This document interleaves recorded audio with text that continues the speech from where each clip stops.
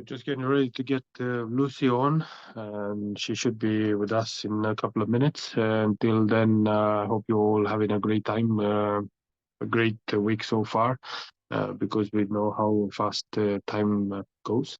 And we should be starting a great conversation today about employee retention, about strategies, about the energy that comes and surrounds your business, but also how about to grow and drive your business. So stay tuned. We're going to be back in a few minutes.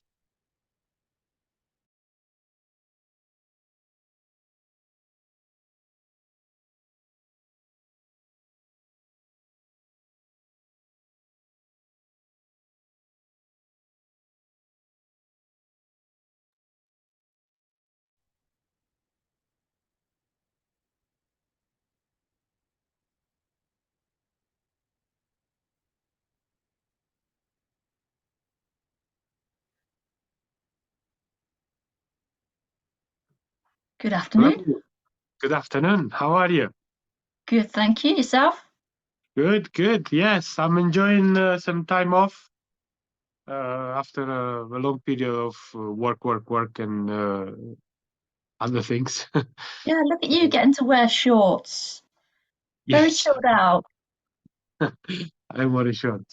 I'll put this like this. But I was thinking, should I leave the background that I have, or just put my logo? So I decided just to leave it as it is, because at the end of the day, the more natural we are, the better, right? Much nicer than my background right now, for sure. That's all right. So thank you for coming, and again, thank you for your understanding about the previous booking. I hope I didn't disturb your diary too much. No, all good. No. So the meeting is going to be recorded. I'm going to try to see if I can go on YouTube as well to have like a live, because we're going to get a better exposure. And it might disconnect it, because the last time I tried, for some reason, it just moves away from Zoom and doesn't connect. So I'll try again. If I come out, just stay there. I'll come back. I'll see if it works. Okay. Okay, no worries. Let's see. I like your branded top. Thank you. I made it. Oh, really? Yes, I created the logo and this. So I like what I want. I'll just put it for the. Can you still see me? Okay, yeah. I can see there's an image up in place of you rather than your video running. Yes, it's gonna now. It's moving through YouTube. So Yeah, says it's been live streamed.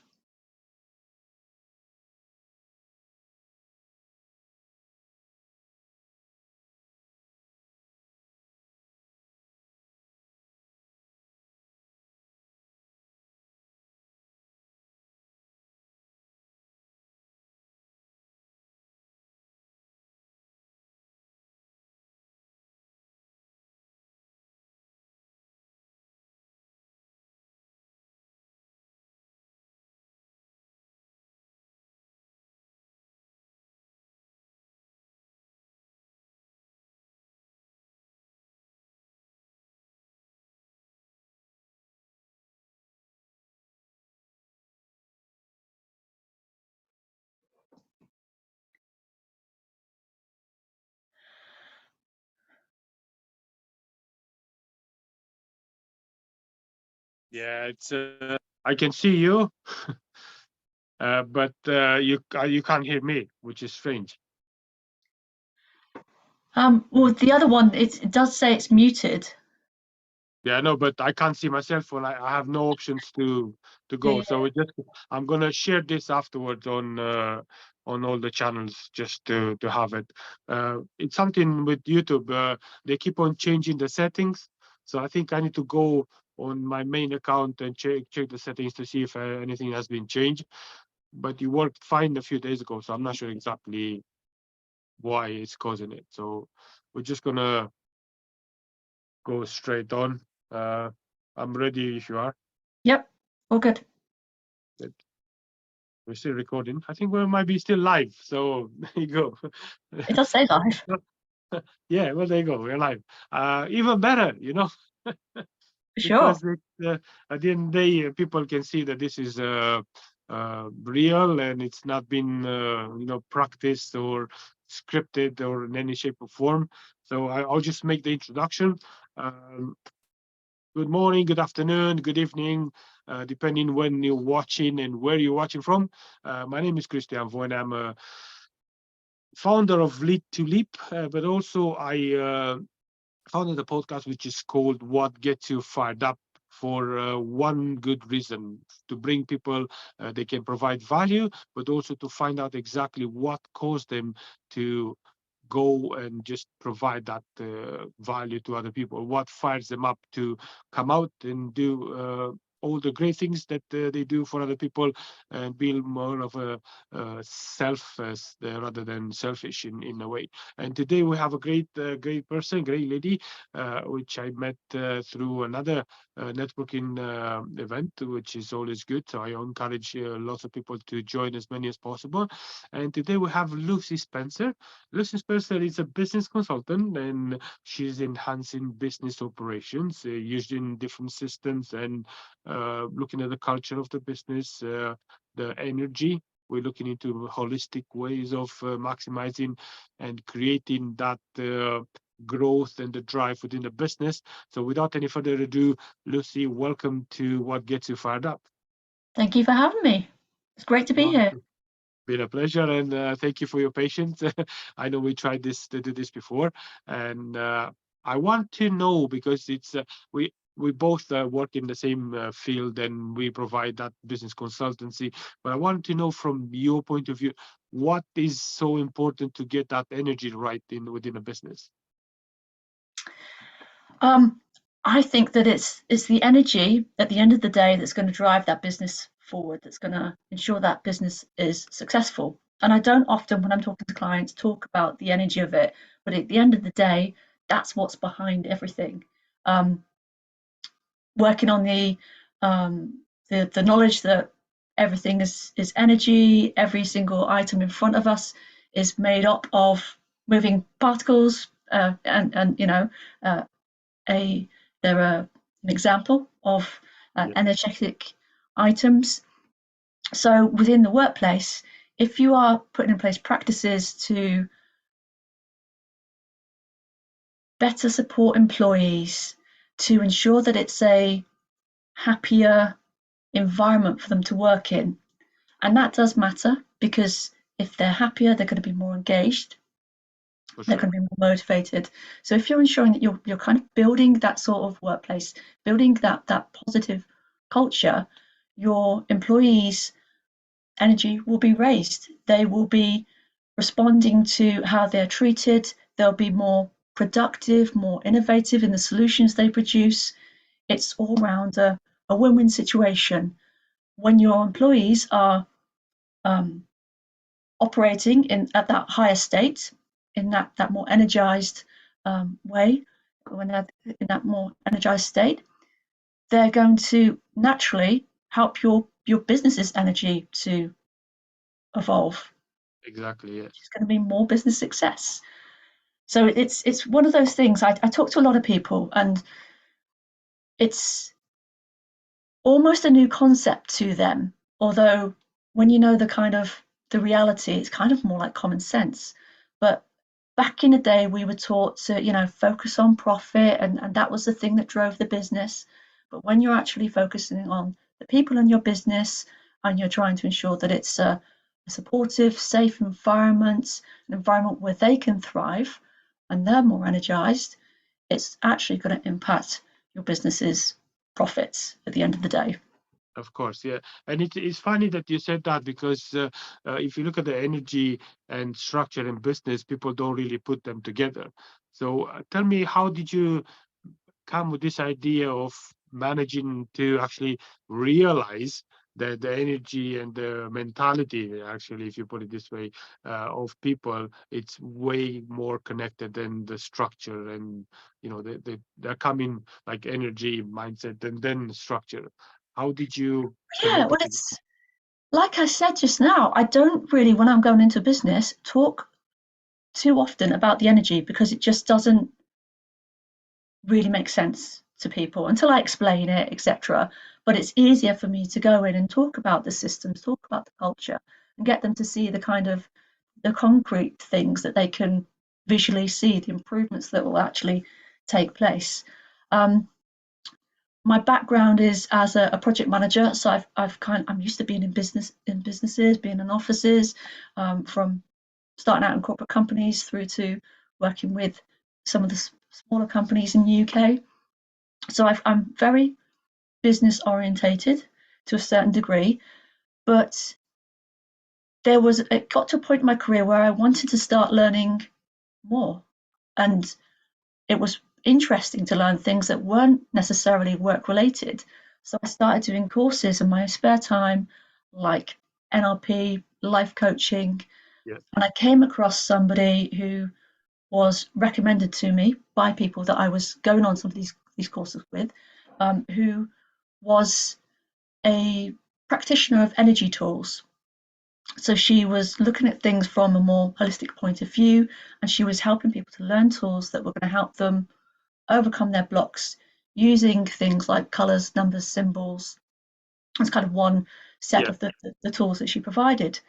So I've kind of merged this two, or merged all my kind of learnings from NLP to a little bit of the coaching, some of the leadership stuff I was learning, which was more directly linked to my project management background, along with the energy tools to bring a solution into the workplace that's going to modernize it, that's going to really give employees what they want in a business.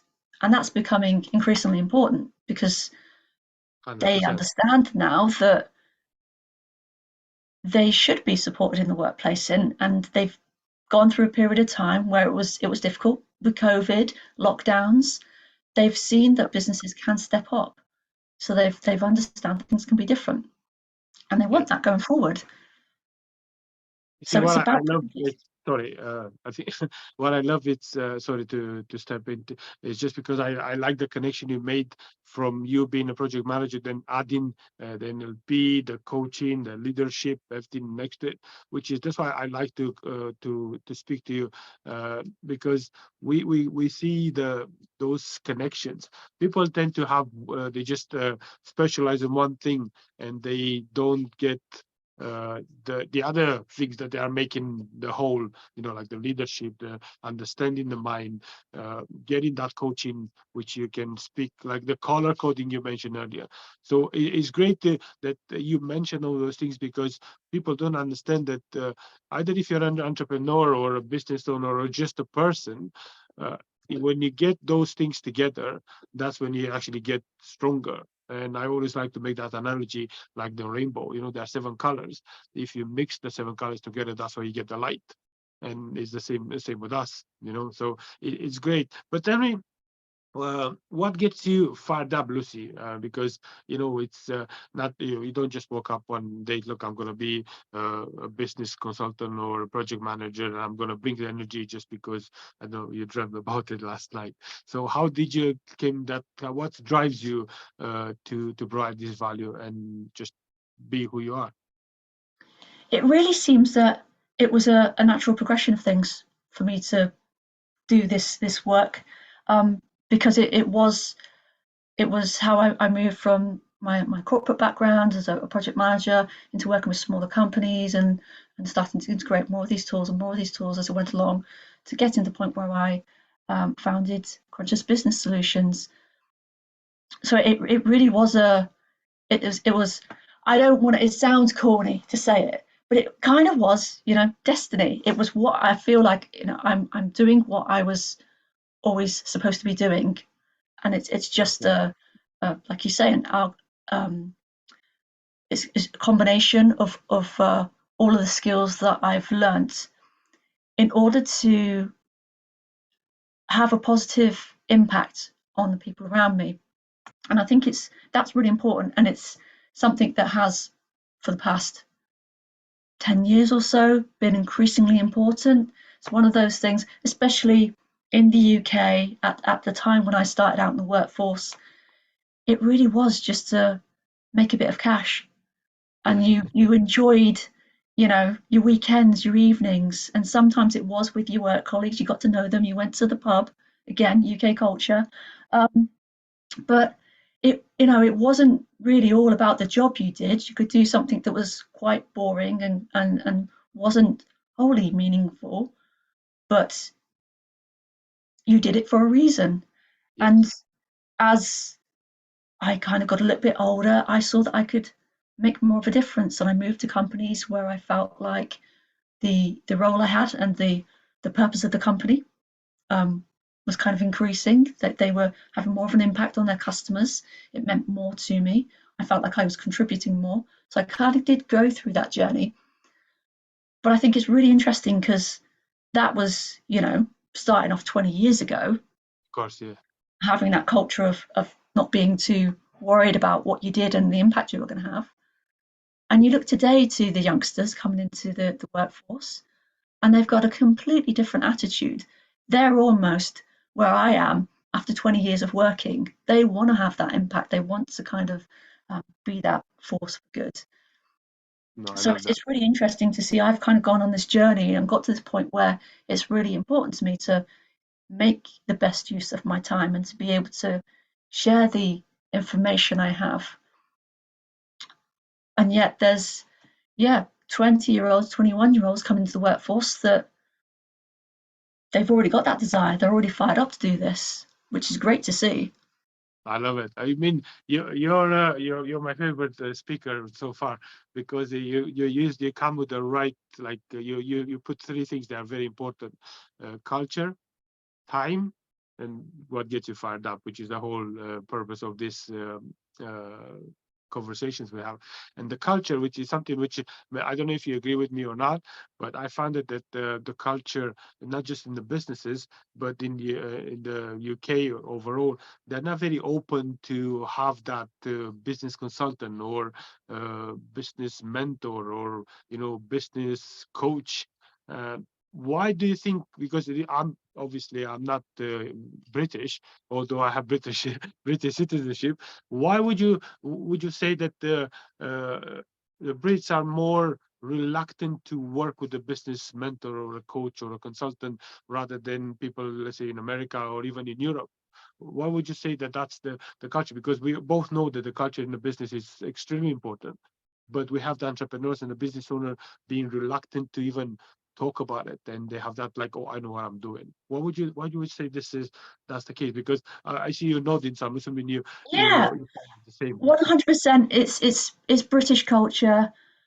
Um, it's something about being raised, from our time in schools.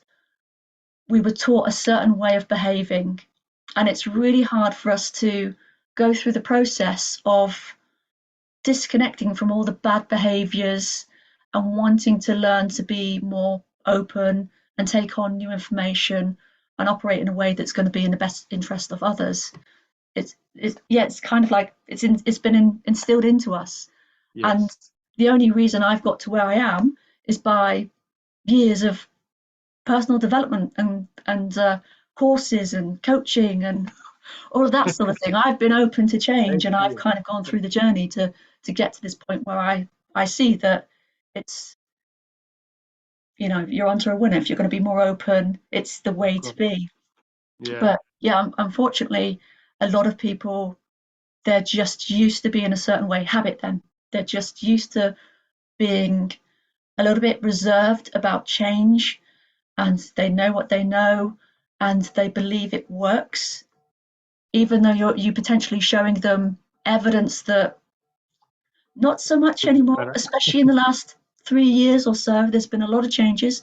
Again, back to that pesky COVID thing, it changed a lot. It made people understand that they can expect something different from the workplace. There is that concept of work-life balance, or work-life blending, as I prefer. Um, Yes. Yeah, it's something that you can't force either, because you've got to be open to change. So, and if you've got the British mentality, the traditional British mentality of kind of that stiff upper lip and kind of Yeah. carrying on regardless, and you're not stopping to actually think about, oh, what are the advantages of doing this though? So, No, I love it that I'm not the only person who thinks that that there is a stiffness in there which needs to oh be yes, I see, I feel like I come wild. across it every day. You see, I love it because for more than one reason. Because it's I'm not the only one who sees that on this in the business consulting and coaching side of it, but it's also I'm not the only one who hasn't stopped despite of all these limitations and old habits that the British society has. And I know me coming. I'm more of a Latino style. I'm more of direct. So even kind of like a hey, leave me alone. What you want from me? It's different from British society, and I know for a fact that for a while I was maybe too fast or too direct, so I had to polish it and to remind myself that look, wherever you go, you have to just speak in a different voice, have a different language. Come across in a different way because, like I said it earlier, you can't force it. If somebody's not Yeah, willing to listen, yep. then you can speak all day. And I do believe it will change, because there are going to be more examples of the positive impact of operating as a more conscious business, then having this awareness, and gradually more people will take notice of it. Plus, we've got the younger generation coming through, and they're going to, make up a large proportion of the workforce. I heard a stat earlier today, even I can't remember what year it will be, but in the near future, like a third of the workforce is going to be Gen Z. Yeah. And like I say, they've got a different attitude to work. They want to have that meaningful work. They want to have the life work balance or blending. They want to see the positives in it, and make that contribution. So if that's the, if it's going to be that much of a, 33% of the workforce Yes. saying that this is what they want, managers are going to have to at some point Listen more. understand that they are going to have to start adjusting. But it takes time. It's going to take time. Like I say, it's uh, it's not something that naturally comes to us, but we're all evolving, so it's going in Yes. the right direction. That's good. That's good. And we both know that people are, the heart of any business. I mean, it's like you want to say you run a hotel, and it doesn't matter because the clients are coming in. But if you have a hotel with no staff, then that's just an empty building. And the same with any other businesses. But tell me, if it was the same to give 3 tips to an entrepreneur or a business owner about the people that he's working with, what will be like 3 key elements that a business owner should take in consideration when will speak with their team or anything like that? Um, I would say number one, think about your company's purpose, because that's going to be something that drives your business forwards. It's going to be something that engages and inspires your team. It's going to actually draw customers to you. So it can be a really strong, um, reason. It's a really, positive. It can be really have a large positive impact on your employees. Trying to get my words out, tumbling all over them. Um, I would also say listen to employees more. And it's amazing. Again, we know a lot of skills because we're taught them from childhood, and active listening is something we just were not taught. It seems crazy now because so many of us understand how important it is, what we can achieve as a result of actually stopping and listening and really being present. Um, so it's a case of practicing that, and it does take practice because, again, as I said, we're not used to it.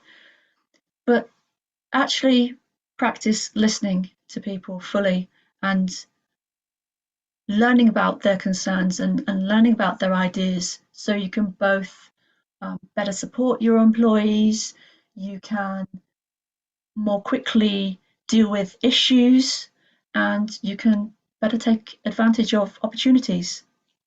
So listening is really important, and put in place practices so that your employees can contribute more to who your business is and how it's operating, which again, in a traditional business, that's not how things are done. It's the management team, the leadership team dictating how things are and feeding that information down, the whole top-down approach. But in a modern business, in a conscious business, there's that recognition that employees are valuable. They have a lot of information, a lot of knowledge that they can bring to the table. So the more you include them in, for instance, decisions about products that you're going to produce in the near future, the better it's going to be for your business. And include them in decisions about, for instance, the values that you operate according to, the behaviors you expect to see in the business, because that way employees are going to be on board with the final decision. They're going to agree with what's being put in place, and they're going to feel as if they are more than a number in the business. Then they are a valuable part of the business because you're asking for their opinion and you're putting in place practices as a result of what they're saying, and that really means a lot to employees. No, 100%. And it's funny that you mentioned that the listening and the value and getting the people involved in, which kind of actually goes back to the culture, right? Because all this actually is the business culture. If the culture is or we are the business owners, we are the leader, the managers, and you listen to us, that's where things are going sideways. I mean, it works for a while, but how long you can listen without being able to say what you think. And I was part of a business for 6 years where the whole culture was great. The people were involved, the people that were working, they were involved, they were appreciated, and the business went like this. It just went all over the place, and everybody was happy. Everybody was making money, including the people that were working, and also obviously the business owners. And then the brain, the I wouldn't say the thing that was holding everything together, like the two people that they created the whole business, moved away, and then it became more structured, but in a more of a very abrupt and very rigid way. So it became very corporate. That's what I was looking for. And the minute that corporation get into it and became to the numbers you were mentioning earlier, within a couple of years, the business just collapsed. And I was one of the people that left because I was saying, look, this is not, it's not working. You're going in the wrong direction. And they were like, you don't know what you're talking about. We look at the numbers. I was like, I'm not looking at the numbers because I know why those numbers are not working, because I know that person has problem at home because of this and this and this, and you don't know. You only say, oh, well, let's get rid of this person because they're not producing enough. And I'm like, that's not how you're supposed to work. That's why we came here, because we understood the people behind it. We value their opinion, we value their lifestyle, and help them to make sure that the lifestyle is it's well connected, and they get what they need. And that's how everybody was pushing the business forward. Now you're dragging these people because they don't feel like they are listened to, they don't feel like they are getting the value back, or they don't practice what they that words, practice what you preach. Oh, Yeah. do this, but then we don't do it. So it's great that you mentioned those things, because I've seen businesses doing so well and then just collapsing because they forgot how they end up on being on top. It's how so easy to get to that level, and then, oh, we're doing great, let's change things. I've So had exactly the same experience as you. I've worked in a relatively small company, and I was working with other people within the company to really raise up the culture, and asking people what they wanted, what sort of rewards they wanted to receive, Yeah, and how we could make it a better workplace at the end of the day, where people would actually come and they would enjoy their time in the office. yeah, And the company was taken over by a much larger business, and this other business brought in place, as you say, lots of different structure. We didn't have that freedom to be able to choose how we operated, and how we could develop as a business. Um, and yeah, I ended up leaving as a result of it. And I know they ended up closing that particular office. They kept on a few people who were attached to our company, but our yes, company became a product within part of the um, the whole corporation the parent company, yeah, rather than a company in its own in kind of, itself. Yeah. yeah, it's crazy. It's strange. It's very strange because we are. I mean, I look at the positive. I always like to look at the positive. So in a way, I think you're probably going to say the same. We should be thankful for that because if this didn't happen, we wouldn't be doing what we're doing right now. So it's Oh, like absolutely. pushing us in the right direction. Oh, thank you very much for doing all this nonsense because now I can come back to you and show you what you went wrong because you wouldn't listen in the first place when you had me in the business. Now you can pay me, I don't know, 5, 10,000, 20,000 to fix what you could have actually could have been fixed then as me being part of the business. So it's always good. And as I always like to look at the positive in all the things that I get. So Yeah, there's a learning in everything, definitely. But 100%. again, So that's speaking, something that sorry, in you a go. workplace is really a good thing to remember, to help build that positive culture, that it's okay to make mistakes, and having that mindset. But time and time again, I've come across people that really struggle with it because they've been taught that a mistake is a bad thing and punishment follows it. Yeah, Um, and they really struggle to kind of be open about making a mistake. They think, oh no, if we just do this, no one will ever know. And it really takes some time. And I've worked in companies where it's taken over a year for someone to gradually relax and understand, no, actually, it's a good thing. We can come together, we can find a solution, we can put in place practices that means that mistake will never happen again. It's the best thing to grow, to evolve. But yeah, 100%. it really takes a while sometimes. Yes, and you see, you said something about those changes and how people think and how mistakes are seen, or like making taking that chance and making mistake is seen as a bad thing. And I know that bankruptcy, it's something that is been seen really bad in UK culture compared with the US market, for instance.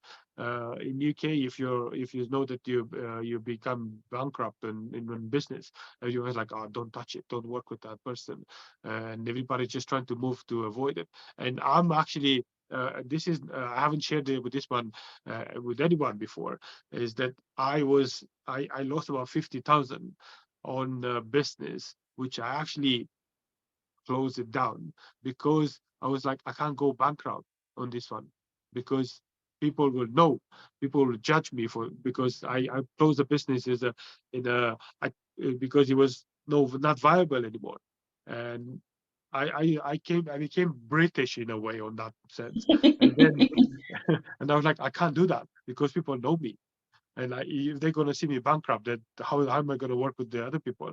But then I was like, hold on a second. I remember I went to like about 3 4 times to Miami and New York last year and this year, and I was like, I was talking to people, they were like billionaires, and I asked the question, how many times did you fail? I was like, well, I think I went bankrupt about 10 times, and I've done this and I've done that, but then I found exactly what I was missing, and I focused on that, and now here I am. And I was like, you know something, it's okay I'm the one who's preaching, don't just go and try it and make the mistakes, but then I'm I can't let one go. So I just decided, something, that's it. That business, I tried to revitalize a business which was connected with the one that I mentioned earlier, and I tried to do it myself. But because all the things that were connected with the other business were still dragging this one, I ended up spending 50,000 from my own money trying to revitalize something which I should have even tried in the first place. I should just park it straight away and start a new one from scratch. But that mentality, that culture, Yeah. because we talk so many times about this, it just came back to me, and I was like, "What am I doing?" And it's interesting because I think people who have run their own business, they're going to understand how hard it can be and how sometimes you just don't have the knowledge at that particular time, or something else isn't quite right, market isn't quite ready for it, what have you, Yeah, that means that is going to fail, and that's okay because you can learn from it and go again. And it's more likely to be people that have never run a business before, they've always been an employee, that would think of bankruptcy as being a bad thing. But yes. then I guess that kind of it makes sense because they have never taken the risk to go out there and do something for themselves. So they don't quite understand what you could gain from it. I know the benefits of taking those chances are amazing when you actually, if we actually take a chance at least once a day to something new, we will be so much further than we are right now. Very true, very true. But let me ask you a question as we uh, just closing down on our conversation today. I don't want to take too much of your time. Uh, what will be like a good advice that would you give yourself if you were like a young entrepreneur or somebody who's looking to start a business now? And what would you do different from what you did, let's say, 10 years ago? I think one of the most important things you can, an older version, if you can tell your younger version, is to trust yourself. You get so wrapped up in the self doubt and the imposter syndrome and the got to listen to that person because they're the supposed Yeah, expert, that you so often are running around doing things that you don't need to be doing, that aren't actually in your best interest. It's just because you've been told that's what you should be doing. And if yeah, you trusted yourself more and you enabled yourself, yes, to learn from others, but to understand what's actually right for your business, and that some of the things they're teaching might not be right for your business, then you can really succeed a lot faster. You can grow your business a lot faster. It's all that imposter syndrome and self doubt that keeps us from trying new things and moving forward. yeah. I know, I love it, and my mind goes like, oh, this, and I'm just like, ooh, you just told me something new. Great. You see, you said something about learning and about following the people and do what they do, and I love Jim Rohn a lot because I like to listen to, even if he's been dead for so many years, we still learn from his teachings. And he said one thing, and it's always stuck in my head. I was like, don't do what they do. Take what they do and say, take what you need from it, adapt it, be a student, not a follower. I mean, sometimes it's good to follow, but always study, always learn, always adapt, always bring things to you, and always be willing to take that chance to make a mistake. It's okay. We're all humans, right? And I think Such a wise man. yes, he was indeed. Yeah. The thing is that this is what we miss, is that to try and to learn and to study rather than just follow. We find somebody which was like right there, and with the social media right now, we get so blinded by these flashy things that we don't know that that person took about 10-15 years to get there. We just expect to happen overnight, and then when it didn't happen, we get that imposter syndrome, and we get the self-doubt, and that's where we crumble and fail instead of just trying again and again and again. So listen, it's been a great. I think we can do this for like hours, to be honest. I love talking to you. Every time we jump on a call, I'm like, yeah, I know why I asked Lucy to come over. But Lucy, just before we finish this off, what would you like to tell people that coming to work with you. I know what you bring with you, but I want you to just pass the message to everyone why it's important to have you as a person next to them, and also why it's important to have the people at the heart of the business operation, and you say, part of your conscious business solution company that you're running. What would be that thing that would you advise to people? It's touching on some of the things I've already mentioned earlier. It's the fact that it's the people in your business that to some degree know your business better than you even do, because they're in it doing the day-to-day activities. Sometimes they're also the ones connecting with the customers. They have so much knowledge, so many ideas that if you just support them, put in place practices to ensure that you're um, really finding out what information that they have that can move your business forward, it's going to be a win-win situation all around. They're going to be happier. They're going to feel like they're being listened to, but it's really going to benefit your business. And I hear so many times people saying that the customer should be the priority. It's the customer that comes first. Yeah, I And heard to that. some degree, I get it. You want to provide a good service, and you really want to over deliver and all those sorts of things, which are good. But actually, if you put that time and energy into your employees first and foremost, they'll then go out and give that level of service to your customer, and it's just a much more healthy way to go about doing things. So, yeah, focus on the people in your business every time, and everything else will come into place. And when I work with people, I like to try and make them understand that it doesn't need to be a difficult process, because in essence, I'm helping them really re-engineer what their business looks like, how it operates, which can be a big deal. We're looking through all the different governance practices and strategies in their business, the processes and procedures, across all the things touching on the culture, what's in place for employee well-being and for learning and development and reward. So there's a lot of areas that it touches on, but that doesn't mean it has to be complicated. You can have a really light approach, start putting in place changes, just ensure that um, they all join up, they all um, move you forward towards your company's goals, your company's vision, and that they speak to your company's values, and you're going to be heading on the right direction. And part of being a conscious business, you're continually improving things. So you can put in that first layer of items across the business. And once that's bedded in, you can start on looking at how you could amend some things or add in some new things and just keep evolving, keep moving forward, keep adding more into your business that's going to allow you to really thrive. No, I love that.